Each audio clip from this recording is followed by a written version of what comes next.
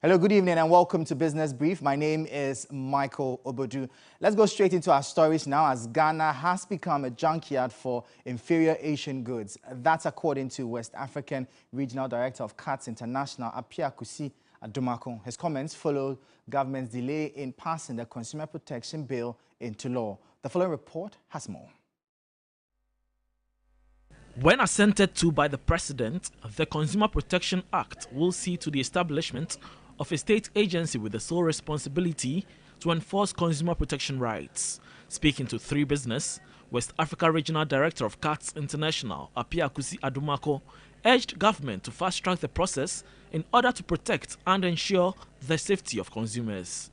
The delays has caused a lot of unfairness to Ghanaian consumers because, for example, because of the absence of the law, we've realized that our country has become a junkyard for inferior goods coming from Asia. You go and buy a product today from the shop, you take it home, the thing, the following month, the thing is not working. Because if we were to have a strong consumer protection regime in the country, businesses who import goods will make sure that they will import goods that are of durable in nature.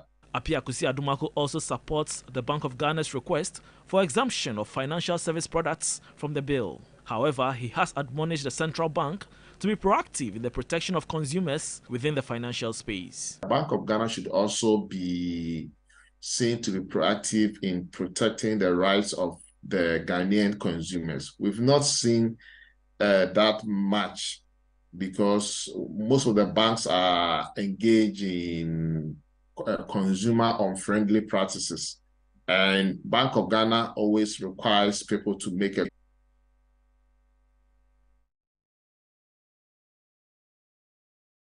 But I don't want to believe that Bank of Ghana is trying to become like Shrag, Anane versus the Republic versus High Court, Anane S party.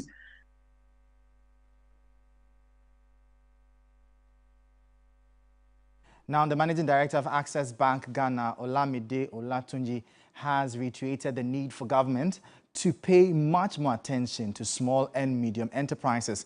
He suggested the need for prioritizing funding for SMEs to survive most of their challenges. Small and medium-scaled enterprises, SMEs, play a major role in most economies, particularly in developing countries like Ghana. SMEs have been described as the backbone of the Ghanaian economy, representing about 85% of businesses and contributes about 70% to Ghana's GDP. Worldwide, SMEs represent about 90% of businesses and provide more than 50% of employment.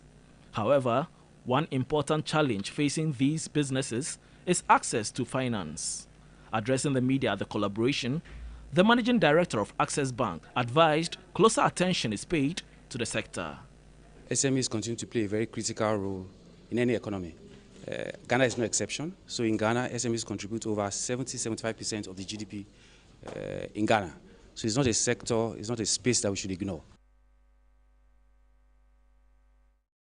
Now, producer price inflation went down by 4% in May to 30.3%. Data from the Ghana Statistical Service shows between April and May, producer price inflation declined by 2.7%. The producer price inflation rate for industry stood at 32.5% in May 2023. This rate represents a 4.6 percentage point decrease in industrial producer inflation relative to the rate recorded in April. The manufacturing subsector decreased by 0.8 percentage points to 25.5% in May 2023.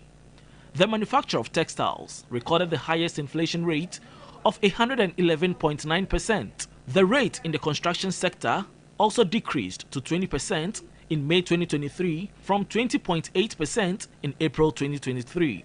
In the services sector, the rate decreased from 19.4% in April 2023 to 18.1% in May 2023.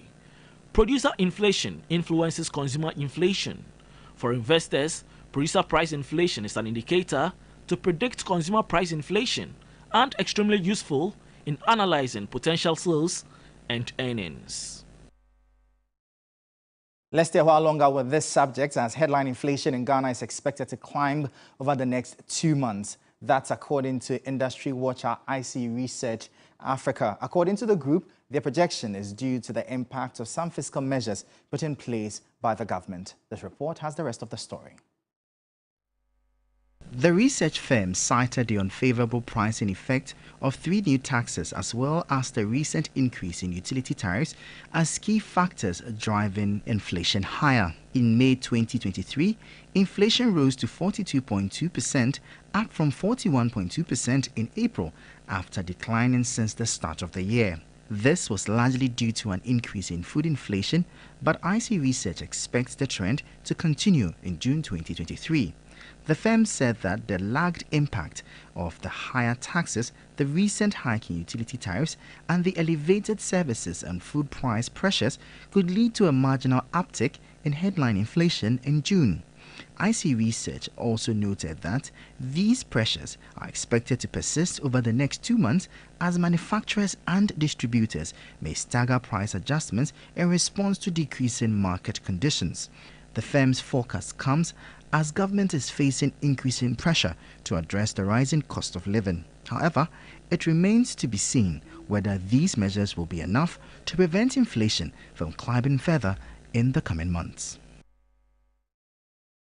Let's now go to the commodities market and find out how major trading commodities are faring. Well, as you see there, the price of cocoa is up by 0.72%. It's now trading at $3,234 per ton. Gold is also down at 0.3%, trading at about $1,929 per ounce. The price of crude oil is also up by 0.94%. It's trading at just about $76 per barrel. Now from the commodities market, let's go to the forex market and find out how major trading currencies are faring.